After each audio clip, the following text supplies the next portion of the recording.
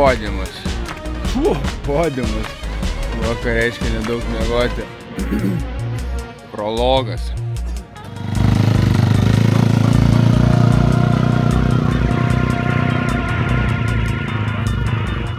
Tai va, su jumis sveikinasi dabar jau vaizdas. Ką tik buvusio balso. Jo, tai va, pirma tokia veiksmo diena, varžybinio veiksmo pas mus. Vakar užvakar buvo testai, šiek tiek testų. Negalėjom visiškai taip jau išlieti testus, reikėjo ir tokių užklasnių veiklų padaryti, šiek tiek dar paruošti automobilį. Šiandien prologas, tai manau, kad visą dieną čia prabūsim iki galo gal net.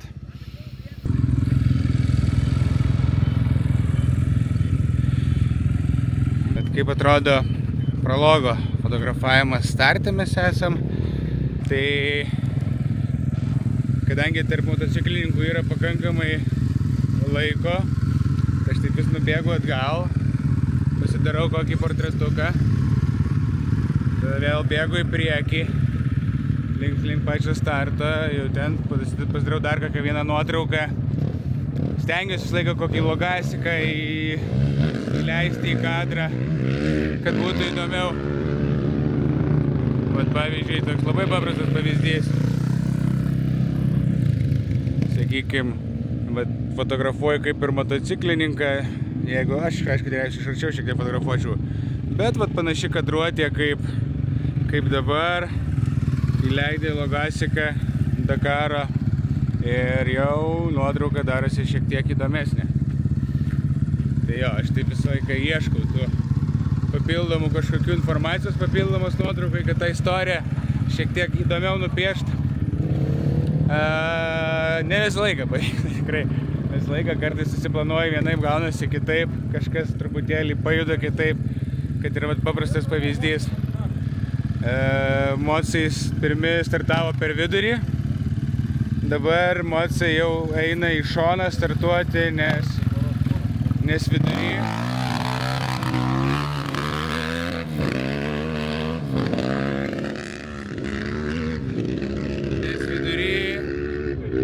yra jau gilios provėžos ir jau zona iš karto už starto tokia jau yra šiek tiek išarta, jam šiek tiek sunkiau važiuoti yra. Todėl motociklininkai užstoja į šoną ir, pavyzdžiui, gali kažkaip susiplanuoti vienaip, kokį kadrą darysi ten jau už startą, o jie va ten susimėto šiek tiek per tą mykštą smėliuką ir man jau kartais suplanuotas backgroundas pabėga. Tai nutinka pastoviai. Visą laiką tai būna. Kaip ir kartais barinosi, bet dažniausiai jau ne. Sekantis 72 ir 71 modestas. Tai aš jau dabar kaip ir einu, turiu susigalvojęs, ką darysiu. Turiu prieš tai pasidariau, čia turim Tomo iš Nuotykių fabriko visą chebrą lietuvių. Tai jie labai geras yra backgroundas nuotraukoms daryti. Tai kaip ir pasidariau, pavyzdžiui, kad Arūnas važiuojant, pasidariau iš anos pusės nuotrauką. Ir labai fainai. Šiek tiek užmetė Arūną, vos ten tai pradžiai, bet ten normalu. Ir labai toks iš karto atsirado nuotraukoje energijos. Fone Hebra Čerina su Lietuvos vėliavom, fantastiškas kadras, toks kaip prologo startui, labai graži nuotrauka gavosi. Tai va turiu nuotrauką iš vienos pusės pasidaręs, starto šį kartą iš tos pusės ir galvoju, kad galbūt padarysiu nuotrauką taip iš viršaus, vėliavą kažkaip pasijęs, kartais susigalvoju, kad per vėliavas žmonės darysiu. Nu va, nukatinau labai greitai kadrą, nes jau Modestas turėjo startuoti po 20 sekundžių, o aš vis dar kalbėjau. Tai va, jeigu nebūčiau turėjęs galvoj, ką aš čia fotografuosiu, tai gal nebūčiau nieko gero padaręs. Nu, gal ir kažkas būtų, bet tai tikrai nebūtų labai dėmesio verta nuotrauka. Kadangi, vat, kaip ir sakiau, norėjau daryti iš viršaus nuotrauką su vėliavom, Tai, nu, gaila jo, čia negalėsiu parodyti ekranėlyje jos. Per šviesų yra, nors pabandom.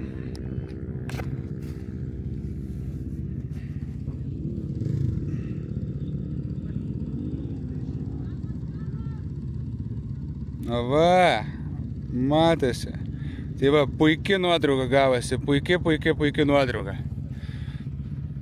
Aš kitai manau, kad svarbiausias dalykas yra fotografija, ypač sporto fotografija, kada yra laikai, kada atletai startuoja savo sporto šakas, nu, tiesiog, kad ir ką jie bedarytų, plaukia, bėga, yra starto laikai. Pas automobilius motocus lygiai tas pats yra starto laikai, yra taisyklės, pagal kurias vyksta visa tiek starto, tiek lenktynių tvarka. Tai galbūt iš tos mano sporto fotografijos patirties ir gavosi, kad aš vis dėlto nusprendžiau, kaip čia pasakyti, kad svarbiausia išmokti fotografuoti be abejo. Bet jeigu manęs kažkas paklausia, tai kas yra svarbiausia fotografija, tai jo, gali kalbėti apie dalykus kaip techninės žinios, kūrybiškumas, 1, 2, 3, 4, you name it, tas tokias neapčiuopiamus dalykus, bet vienas iš svarbiausių yra planavimas, žinojimas, pirma to, ką tu pats darai, ir tada žinojimas, kas vyksta. Planavimas, kada, ką, kur darysi. Žinoma, toli gražu ne viskas įsipildo pagal planą.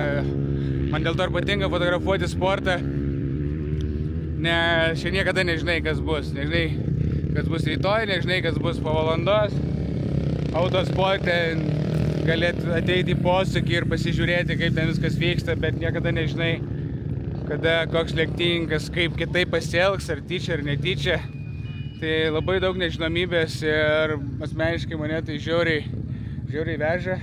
Sunkiausias dalykas man šiais metais, tai vis dėlto noriu fotografuoti, bet noriu ir pakurti medžiagos, šiek tiek turinio. Ir labai sunku persiplėšti. Niekada nemėgstu jokių filmavimų, kada dirbu,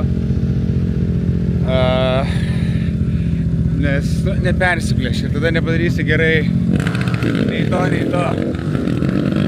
Toks labai nemėgstu to, bet tikrai pasitengsiu fiksuoti tos dalykus.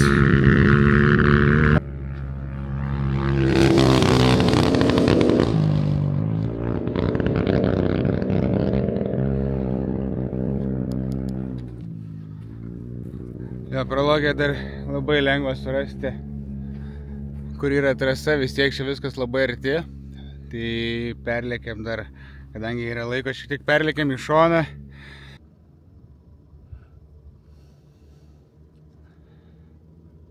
Girdim mocą. Tai vat, nusprendžiau vis dėlto vieną kitą kadrą padaryti, netinginiau taip labai.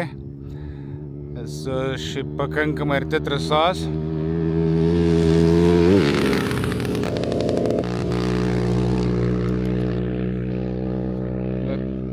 Mano užduotis šiandien, aš taip savo pasakiau, kad neprisifotkinti. Tikrai nereikia tiek daug tų nuotraukų. Kai laisvės turi, tai kartais sudėtinga. Bet vėl, nes nori tos nuotraukos tokios paprastos padaryti, todėl ir atėjau kažkur čia ir per šitą skylutę.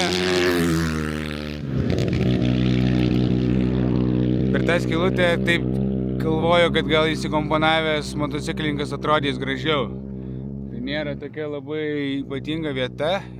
Iš patirties, ką esu matęs, toks greitas ruožas, šiek tiek aišku jau pravažinėtas, tai lyderiams jau šiek tiek mėto vietomis, bet tai sakau, toks nelabai įdomi vieta, sakykim, tikrai yra daug įdomesnių vietų, bet kažkaip taip įkomponavimus. Hi! How are you? Better, thank you. Bet taip įkomponavus mocą kažkur tarp uolų, tarp akmenų kažkur galima tikrai padaryti įdomesnę nuotrauką. Tai pažiūrėsim, kaip čia man seksis. Aišku, gerai seksis. Turi būti gerai, kai viską apgalvoji daugiau dalykų.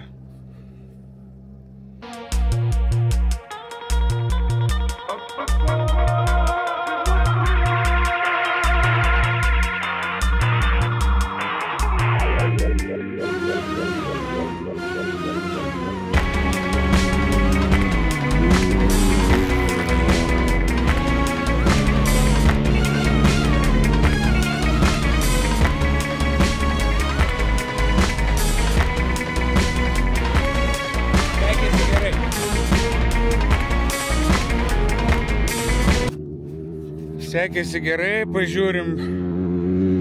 Visai neblogas būdas taip live metu parodyti nuotraukas.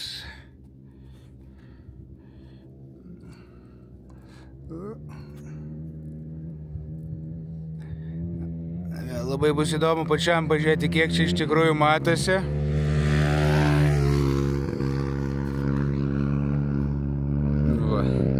Bet kaip ir sakiau, taip lyg ir nelabai įdomi vieta iš pirmo žvilgsnio, bet įleidus kažkokių objektų, kurie nusako ir apie šalį, ir apie landscape'ą, žinai, galbūt mėgstami visi fotografai ten, jeigu kokį nors vietiniai geria kavą prie trasos kur nors, tai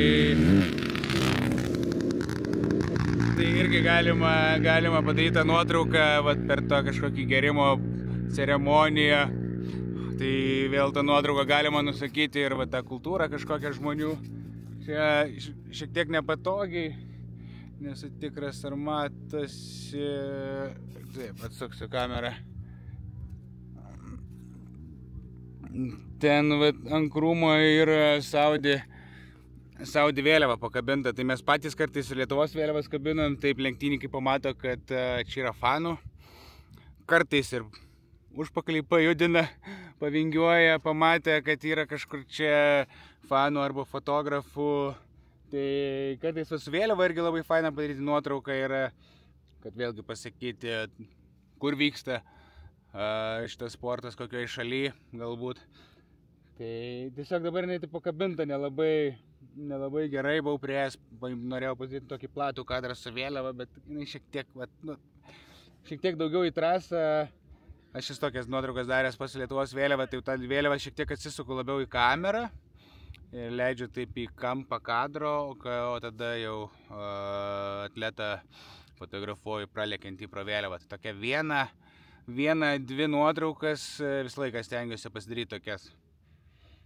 Tai va, čia toks pirmoji gavosi tikriausiai pamokėlė fotografijos, kam įdomu fotografija, tai aš taip, kada galėsiu sau leisti, visą laiką stengsiuosi po kažkokį tokį tipsą padaryti.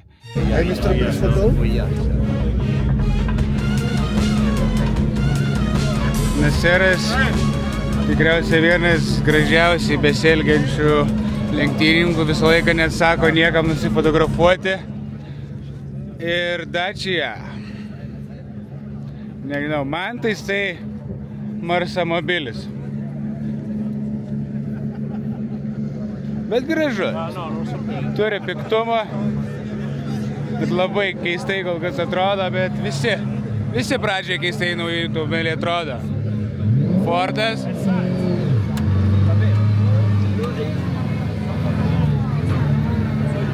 Šitas gražus.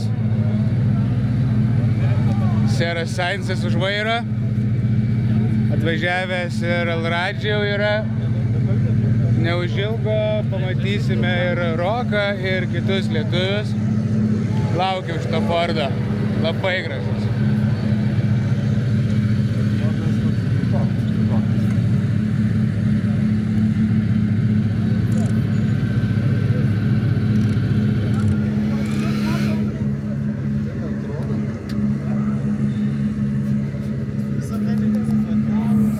Manau, kad čia ir baigsis mano vloginimai, nes čia veiksmelio dabar, tai ojojoj,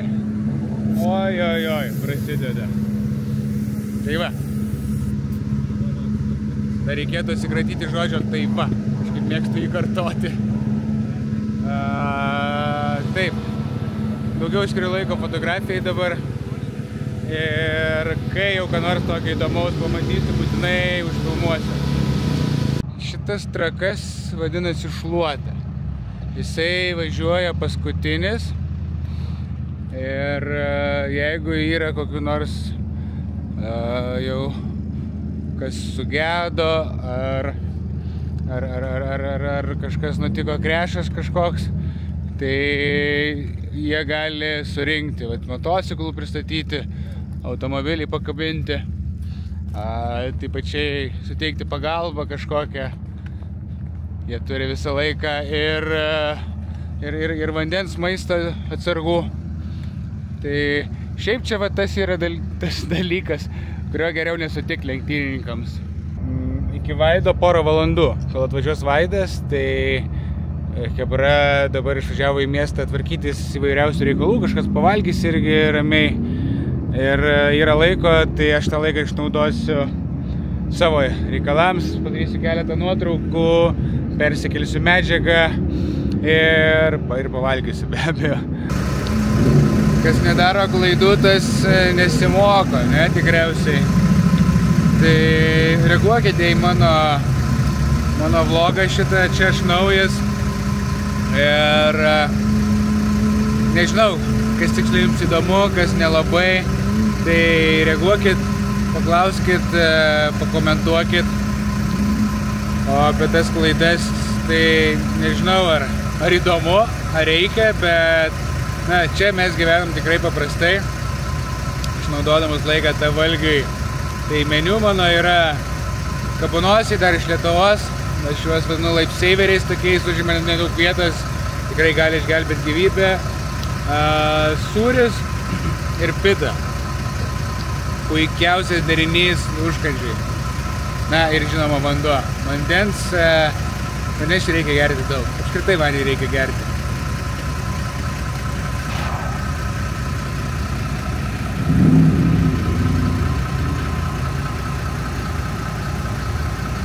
Liuks.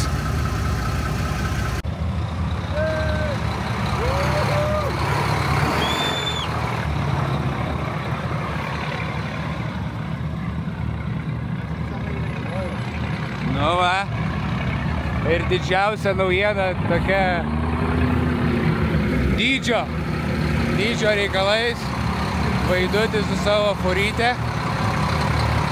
Jo, toks trumpas, apie tai pakalbėsim vėliau, bet tai, kad nevažiuoju su Vaidu, tai nieko nereiškia, mes esam puikus draugai, čia paprasta matematika ir labai džiaugiuosi dėl jo. Gerą dieną. Labas. Ką tu čia su ta lazdėlė? Stebuklinga.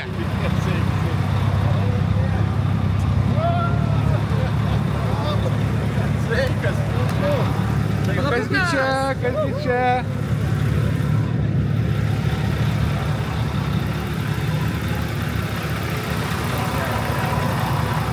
Welcome!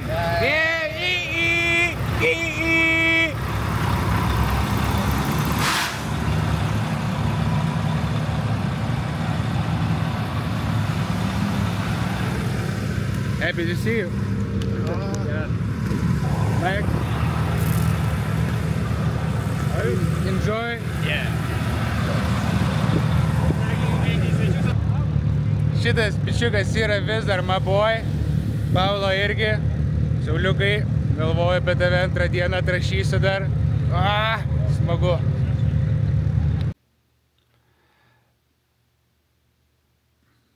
Kažkaip netrodo labai gerai, man atrodo.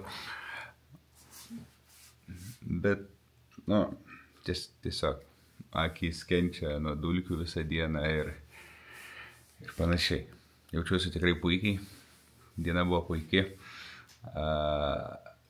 Tiesiog kažkaip persikeldamas medžiagą vlogui supratau, kad neturiu kaip ir jokios pabaigos. Tai nusprendžiau pabaigti taip pat puitiškai. Kalbu šiek tiek tyliau, nes Mindaugas ir Tomas miega. Tai nesinorėtų pakelti. Jo, kažkaip reikia pabaigti vlogą šiandienos, tai Tai taip, buitiškai pabaigai mesiu smagų video, kai fotografavau Vaidą trasoje. Taip, tuo pabaigsiu, o dabar tas toks pabaigiamasis žodis. Tai jo, šiek tiek buiteko, kas labai svarbu yra, tai susitvarkyti iš mulkės viską pasiruošti iš vakaro, kad ryte realiai kuprinė nugaros ir gali išvažiuoti. Užmečiu akį dabar į valandas, tai šiuo metu 21 valanda trunka mano ši gera diena ir dar truputėlį turiu veiklos, tai nedaug miegosiu, bet manau, kad viskas bus gerai. Eigoje šiek tiek viskas susigulės ir bus šiek tiek paprasčiau. Man dabar taip atrodo, kad bus paprasčiau, aš aišku net neįsivaizduoju, kaip bus toliau, bet jo, baigiant apie tą buiteką, tai jo, viskas sukrauta išvažiavimui ir žinoma, svarbiausias dalykas tai yra mano fotokuprinė. Viskas paruošta, viskas pakrauta, ten va įsidėsti kaip pedas ir ant nugaros ir pro duris. Ten yra mano ant pilvo dedamas krepšiukas tašiukas, kuriame laikau vat ir šitą Osmo kamerytę, su kuria vloginu. Laidų keletą, powerbankas, kamerai prasipūsti dalykai. Po juo yra duffel bagas, tai čia yra toks mano hekas, kad nesitampyti visą laiką lagamino. Tai šį power duffel bagą susidedu savo tokius pagrindinius reikalus, kurių man reikia 2 dienom. Tai ir apatiniai, ir higiena, ir porą maikių, tokie paprasti dalykai. Ir paprastai iš lagamino nesinešioju nei viešbučius, nei į palapinę tempiu. Ir tik kas keletą dienų pasiimu kažką iš lagamino ir pasikeičiu jau į duffel bagą ir taip yra gerokai paprasčiau. Lagaminas į viešbutį dabar atkeliavo tik todėl, kad tai yra pati pradžia ir dar daiktai šiek tiek turi atrasti savo vietas. Ir va, tai gerai, netempkime į vakarą, netempkime į rytą ir pasimatysim jau rytoj vėl, tikiuosi, jeigu internetas bus mūsų pusėje, mūsų kopos pusėje. O jums linkiu pasidžiaugti taip, kaip pasidžiaugiau, kai pravažiavo Vaidas. Patinka man tas vaikas tikrai.